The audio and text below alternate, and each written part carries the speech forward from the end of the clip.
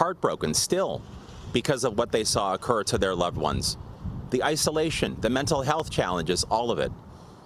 When I think of my own grandparents, when I think of my mom and dad, I think of my wife Utilia's mom and dad. I know how hard Ontario's seniors literally worked and sacrificed and were dedicated to build the province that we love, to build the country that we love. And I also know, we know, that Ontario seniors, including, of course, those living here in Richmond Hill, well, they deserve to be safe. They deserve to be healthy. And they deserve to have the access to dignity, real dignity that, frankly, they've earned. And again, they deserve. So when I talk to seniors across this province, overwhelmingly, they tell me repeatedly, they want to stay at home for life. They've worked hard for years to own their own home. It's where they raise their families. It's where they make sure that they remain in a solid way, good mental health, where they see their friends, where they're in the community. They want that to continue. When I talk to the families of seniors, many of whom have to make a deeply difficult personal decision, because at some point, of course, many seniors need a level of care that can no longer be achieved at home. Those parents and those families talk to me about the anguish they feel, the difficult choice they feel, in some cases the guilt they feel, because they are stuck having to make a choice that's less than ideal.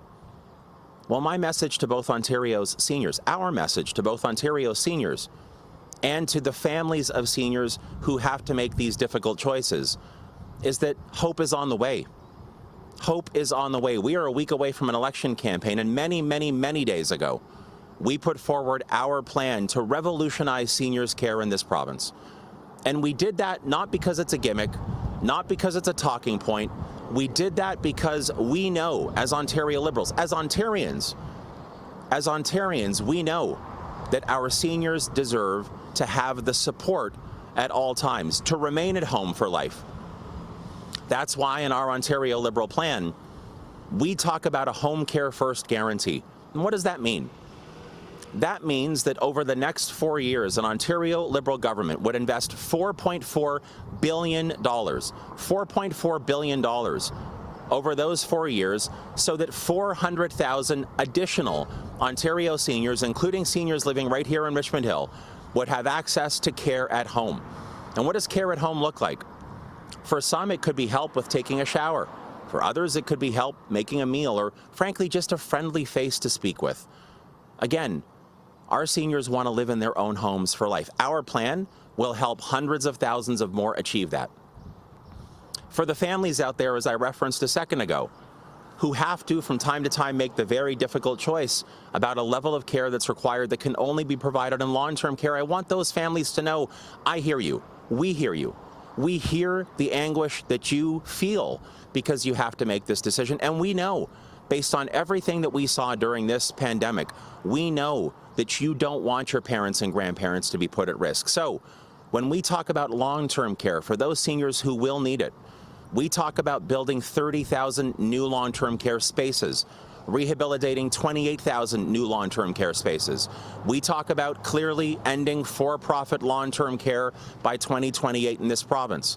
But here's the other, I think, really wonderful aspect in our long-term care plan. When we talk about those 58,000 new spaces, and we talk about the system as a whole, we want to lead a revolution in this regard. We don't want our parents and grandparents, your parents and grandparents, to be warehoused anymore, to be institutionalized anymore. It is a model that doesn't work. It is a model that many other parts of the world have already moved away from.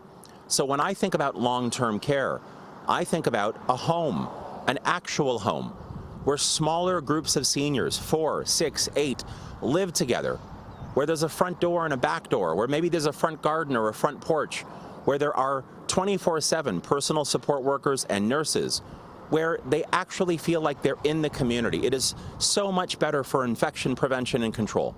It is so much better for their mental health. It is so much better for their families to be able to deliver that kind of long-term care. So to families out there who are dealing with this right now, I want you to know again that we hear you. We know the challenge that you're facing. We want to be there. We will be there with you every single step of the way. because you know, like we do, that what we have witnessed from Doug Ford over the past couple of years has been appalling in this regard. And it's been appalling because even though all of the evidence is there to suggest that the status quo is no longer good enough, well, never good enough, but no longer good enough for our parents and grandparents, the Ford Conservatives want to double down by continuing to give out contracts and licenses and funding to for-profit long-term care, to continue to institutionalize seniors, when that's not what our seniors deserve. It's not what our seniors want, and frankly, it's not what their families want. So Ontario Liberals would make a different choice, a fundamentally different choice. We would actually support our seniors. We would actually support their families, and working together, because we prioritize care over profit every step of the way. Working together, we will make sure that people like my mom and dad, people like my grandparents a generation ago, never have to be put at risk again because Doug Ford wants to make those wrong decisions. We will do it the right way. We will invest in this, we will invest in our seniors, and we'll make sure that we can move this province forward, including for our seniors, so that Ontario is an ideal place in which to grow older. And with that, I'd be happy to take any questions you might have. Thank you. Thank you, everyone. We'll take questions from folks in person first, and then we'll move to people on the line. Hi there, Andy Takagi from Queen's Park Briefing. Morning. Morning. Matt Richter is set to secure a second seat for the Ontario Greens in Parry Sound, Muskoka, with no Liberal candidate there. Who should voters there support? Well, look, first of all, I think that voters right across the province of Ontario know one fundamental thing about this election campaign. There is only one way in Ontario, with 7 days to go, to stop Doug Ford from continuing to pull this province backwards. And the only way to do that is to elect a strong, Liberal, progressive government. It is clear. The choice is very clear now. There is momentum coalescing around the Ontario Liberal team and plan, including here in Richmond Hill with Roozbeh Farhadi and the rest of our team. So that's what we're focused on. As you heard me today talk about how we will revolutionize seniors, how we will support their families, especially in their time of need. We're going to continue to focus on that, and I have great faith in the people of Parry Sound, Muskoka to make a decision that makes sense for their community, but Ontario Liberals will continue to be very, very focused on making sure that we stop Doug Ford from continuing to destroy what we love about this province.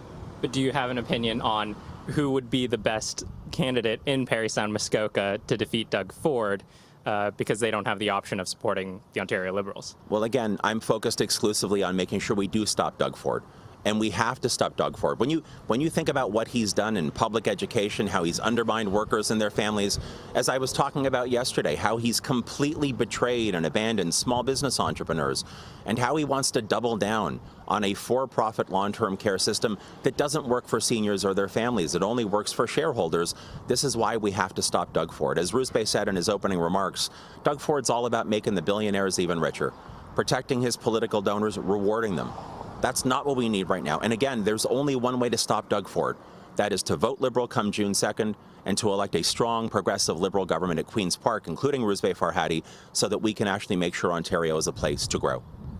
And in that vein, are you worried at all about voter apathy, especially when it comes to progressive voters who are turned off by the fact that there might not be any kind of collaboration between the progressive parties, especially between the Liberals and NDP? No, look, I think the people of this province who are progressive in particular, I think they feel an overwhelming motivation because they know. And by the way, you look at our team of candidates, you know, Roozbeh is someone who has direct experience supporting small business entrepreneurs in his career.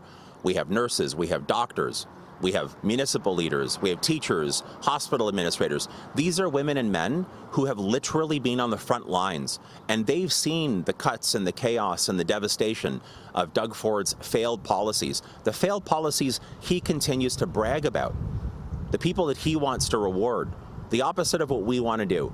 I believe progressives in this province are very motivated to stop Doug Ford, and I know, because I feel it, they understand that they have a very clear option to make sure that he is stopped, and that option is to vote Liberal come June 2nd. We are the team with the momentum right now. We take nothing for granted. That's why we're just going to keep working as hard as we possibly can. But stopping Doug Ford requires that people choose their local Liberal candidate. We elect a strong, progressive Liberal government at Queen's Park, and then we rebuild this province the way that the people of Ontario need us to. Hi, Stephen. Holly Morning. Mackenzie-Suter with Canadian Press. The other day, the NDP was talking about their promise to end this, I guess, called the Shield Law, or kind of this law introduced by the Ford government that kind of protects long-term care owners and workers from negligence in the cases of deaths. I'm wondering what you think about that, and what else, I guess, the Liberals are promising in terms of, justice that people feel they didn't get for loved ones who died during COVID. Yeah, so our plan for the seniors revolution, as I like to call it, or senior care revolution, also includes the repeal of that legislation that Doug Ford rammed through to shield, the for-profit system from liability. So we've got that. I believe there needs to be a public inquiry, generally speaking, into what happened in COVID, but I've said on the record before, I think we need a deep dive into exactly what went wrong in long-term care. The report that we saw previously, I don't think did a good enough job to shine a clear light into this. But I think the most important thing is that we, collectively, as Ontarians, we need to learn the lessons of what we saw take place during COVID, particularly for our seniors. That's why it is so disturbing, disturbing, that notwithstanding what we saw, that almost every announcement that Doug Ford has made over the last number of months in long-term care, where he gets up to a podium or a microphone and he's all smiles and he's reading his teleprompter, he's talking about continuing to institutionalize our seniors, in many cases in for-profit care. And he thinks that his job is done. He actually believes, he legitimately seems to believe, that putting shareholders and dividends ahead of care and ahead of our seniors is the best way to solve this problem. I think I said this on debate night. There's a lot of reasons that someone like Doug Ford should be disqualified from being premier. This is right near the top of the list. The fact that he doesn't have the capacity to learn lessons, the fact that he doesn't seem interested in actually protecting our seniors, that he is so obsessed with helping to reward his friends, his donors, shareholders, dividends, all that stuff, that's not what it's about for me, and I know it's not what it's about for the people of Ontario. Right, and when you ask Doug Ford and the PCs, like his long-term care ministers in the past government, they'll say, it's more important to make spaces and, reduce the wait list, and it doesn't matter if it's a private or public operator. Like, what do you make of that explanation? Well, that's the kind of thing that someone who's obsessed with shareholder dividends and rewarding political donors, that's exactly what I'd expect them to say. So not shockingly, Doug Ford and his team says that. You know why? Because that's what they're obsessed with. It's true in public health care versus private. They prioritize private. It's true when it comes to being obsessed with building Highway 413 instead of actually, like we do, wanting to invest in public education. It's true across the board. They just can't help themselves. Conservatives historically, and let me just say the Ford Conservatives have taken this from a standard practice from Conservatives and they've elevated it to a borderline obsession. Conservatives love to cut. They love delivering chaos in public services so that then they think they can convince the people of Ontario, oh, well, we have to turn to private options. We have to do it. Look, this is me telling you what they say, not what I believe, right? That's what they do time and time and time again. That is not the Ontario way. That is not the kind of Ontario that Ontario Liberals will build and will invest in. We believe in public education. We believe in public health care. And we believe in making sure, moving heaven and earth, to make sure that our parents and grandparents have the dignity that they've earned and that they deserve, and we will do this.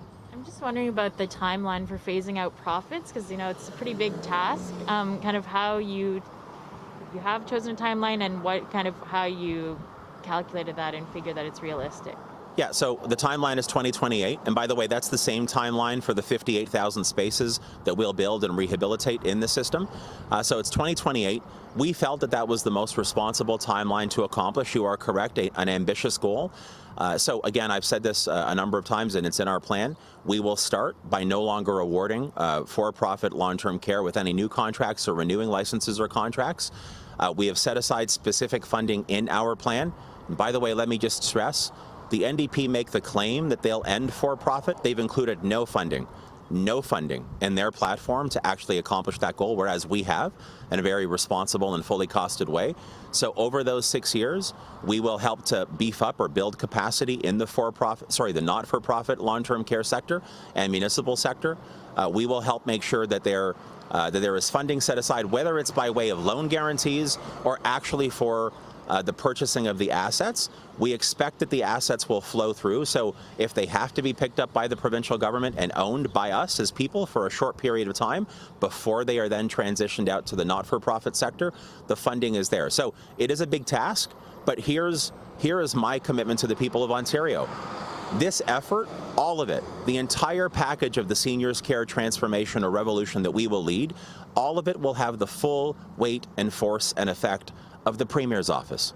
It will be clearly spelled out in the mandate letters that I as Premier will provide and make public, unlike Doug Ford, so that everybody can see exactly what my expectations are of the ministers who will have the responsibility to lead this transformation, and we'll get it delivered by 2028. Thank you, everyone. That's it for questions in person. We'll move to Will on the line. Okay, just a reminder to reporters on the line, if you could please raise your hand using the Zoom function and I will add you to the queue for a question. The first question is Richard Southern from City News. Go ahead, Richard. Thanks for taking my question, Mr. Del Duca. Good morning. It's exactly Richard. 1 week until Election Day. That's what I hear. That's the only poll that matters, but we haven't seen a poll yet that has you contending or the Liberals contending. Are you planning to change anything for the last week of the campaign, sir? Well, I don't think I can change my hairstyle, Richard. So, instead, let me talk about the fact that there is such clear momentum. Everywhere I go in Ontario, today in Richmond Hill, where I've been over the last number of days, I just have to say it. People know. People know they have one option to stop Doug Ford. So first of all, many, many, many Ontarians don't want Doug Ford to be rewarded for what he's done over the past 4 years, for the cuts and the chaos and the havoc. They don't want to see any more of that. They're tired of the circus. They want a responsible and competent government that has a plan. The plan is balanced and responsible and fully costed, and then has the team, including Rizbe Farhadi, who will deliver on that plan starting on day one. So people know that. They also know, given everything they're seeing and that momentum that's coalescing around the new Ontario Liberal team, that in order to stop Doug Ford, they should vote Liberal. They will vote Liberal. And so I suspect over the next 7 days, you're just going to see me doing, Richard, what you've seen me doing for the past 2 years, taking nothing for granted, keeping my sleeves rolled up and my head down, and working as hard as Ontarians work, caring as much as Ontarians care, to make sure that this province of ours is truly a place to grow. And that's what I'm going to remain focused on. Stephen, tens of thousands of Ontarians are still without power from Saturday's storm. Do we need a big infrastructure upgrade on that front, number one? Number two, a lot of these outages are in Ottawa. Should Mr. Ford be in Ottawa surveying that damage? Well, let me start with the second question first. I don't think Doug Ford knows Ottawa's still in the province of Ontario. And that's a legitimate thing that I'm saying. It's the province's second largest city. And months ago, when that city, our national capital, was under an illegal occupation, Doug Ford chose callously to go snowmobiling at his cottage instead of showing up. I showed up. Other leaders showed up. And then just this past weekend, when that storm hit, when it tore through many parts of Ontario, including Ottawa and the communities around Ottawa, Doug Ford didn't show up. You know who showed up, Richard? I did. I was there on Victoria Day. I was in Clarence Rockland. I was walking through those communities with Amanda Simard and Mayor Zanth. Had the chance to speak directly with residents. First of all, let me say the spirit of resilience amongst those residents was remarkable, given what they've gone through, but that is the Ontario way. They're looking out for each other.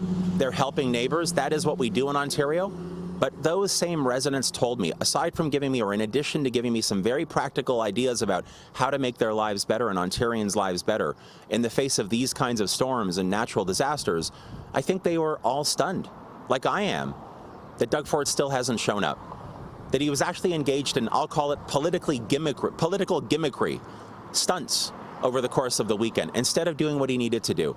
I've never seen a premier who is so quick to run away from his responsibility time and time and time again. And let me also say that in that part of Ontario and in many others, that was the third natural disaster in 5 years that the communities of Clarence Rockland and nearby have actually faced. And yet Doug Ford doesn't want to believe that climate change is real. He says, frankly, outrageous things about what causes climate change, how it'll be fought, how we'll deal with it.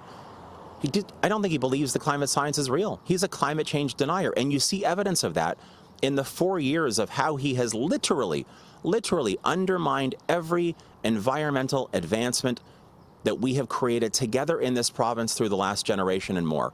So I think it's astonishing, it's appalling, it is unconscionable that he hasn't shown up. I don't think he's been in the Ottawa area. I could be wrong about this. I think it's been at least a couple of months. He didn't show up during the illegal occupation. He's not been there yet to see the aftermath of this most recent storm. That's Doug Ford's way. That's not my way. I know the most important part of leading is showing up. And that's what I've always done. That's what I'll continue to do. What would you do to prevent a power outage like this from happening again? Right. Your other question. Sorry about that. I'll tell you what I wouldn't do. I wouldn't come to office and cancel 750 energy contracts, especially in this case, what Doug Ford chose to do out of a misguided principle, out of a lack of understanding about what's required for a clean, green, and sustainable electricity generation system. He canceled 750 renewable energy projects. And at that time, he specifically said, Ontario doesn't need that electricity. Well, why doesn't he go to Clarence Rockland today and ask those residents in that community, the community of Hammond, where I stood on Monday, why doesn't he ask them if Ontario needs that electricity that he got rid of, that he canceled? Why doesn't he ask the hardworking families of Windsor-Essex who might lose out, or I believe, well, might lose out on a massive investment in LG Chem? And the reason they're going to lose out on that investment is because Windsor-Essex doesn't have the electricity that's required to build that factory. Why doesn't Doug Ford go and ask those people in Windsor-Essex if we need the electricity that he got rid of 4 years ago? He just doesn't get it. He is not up to the job, and he has proven over the last 4 years he does not have the capacity to grow into the job. That's why he's got to go. Lastly, for me, real quick, the Green Party making some inroads. Do you feel the Liberals have an environmental policy that can go toe-to-toe with the Greens? I don't think look, I respect the what the Greens say about environmental sustainability, but I don't think we're going to go toe-to-toe with the Greens. I think we have the best plan by far on environmental sustainability in this election campaign. Ontario, under a Liberal government, will be net zero by 2050. We'll cut the emissions, greenhouse gas emissions, in half by 2030. 800 million trees over 8 years, 5 new provincial parks. Buck a ride province-wide, which means families right here in Richmond Hill be able to leave their cars at home, hop on the GO train. This and more, this is how we're going to accomplish our climate goals, and our plan is second to none. Okay, your next question is from Mike Crawley from CBC. Go ahead, Mike. Hi, Stephen. Thanks for taking my questions. Morning, Mike. Yep. I'm hearing from quite a number of people who are disappointed that, and actually flabbergasted, really, that the pandemic and the Ford government's handling of the pandemic is not a bigger issue on the campaign trail. So why are you not making a bigger deal out of how Doug Ford and the Ford government handled the pandemic? Well, I guess this is what I would say about that, Mike. So first of all, every single element of A Place to Grow, the Ontario Liberal plan to help Ontarians going forward, every single aspect has one common thread. And the common thread or theme is that Ontario Liberals recognize that though we are a strong and resilient people in this province, there are far too many Ontarians who are still struggling, who are hurting, in particular because of how brutally difficult the last 2 years have been. So this is true when you look at our plans to clear the surgical and diagnostic backlog through the public healthcare system. It's true when you think about what I've discussed here today in Richmond Hill around the seniors care revolution that we will lead. That's literally drawn from what we know is a broken system that we saw in particular, how badly broken during this pandemic.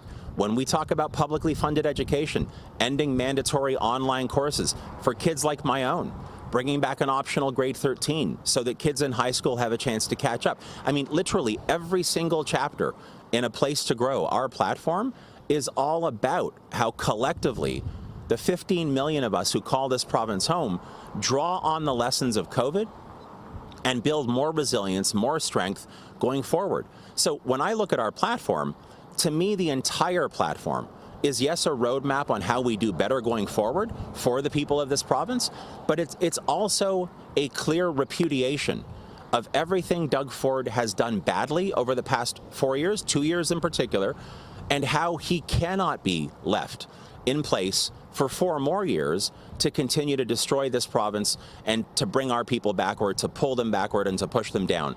So when I look at our entire plan, that is the predominant theme in our plan.